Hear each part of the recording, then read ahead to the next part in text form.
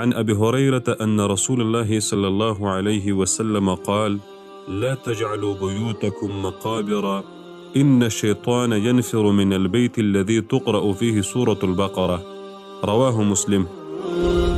دا أبو هريرة رضي الله عنه څخه روایت دی چې رسول الله صلی الله علیه وسلم فرمایلی خپل کورونو څخه هدیرې مه جوړوئ او شیطان له هغه کورونو څخه تیښته کوي په کوم کور کې چې سورة البقره تلاوت کیږي. تشریح: دلته هغه کورونه چې قرآن کریم او خاصتا سورة البقره پکې نه تلاوت کیږي د مقبرې او هدیرې سره تشبیه شوي، ځکه هدیره له ذکر، طاعت او د قرآن له تلاوت څخه خالي وي. او دوهمه برخه د حدیث کې بیا څو مهم مسائل ذکر شوي. اول دا په کوم کور کې چې قرآن کریم او خاصتا سورة بقره تلاوت کیږي له هغې شیطانان پیریان تیښته کوي او ملائک ورته حاضریږي او کور له هر راز برکت، خیر او د رزق له پراخۍ برخمن کیږي.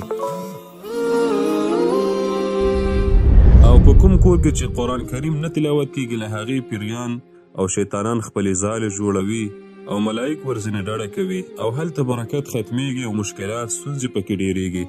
دوهمه خبره دا شو چې په دې کې د سورة البقرې فضیلت ذکر شو. په سورة بقره کې د مؤمنانو او منافقانو صفات، د حج او جهاد، طلاق، روژې، قصاص، د بني اسرائیلو احوال، د سحر بدي او د لمونځ یادونه ذکر شوې ده.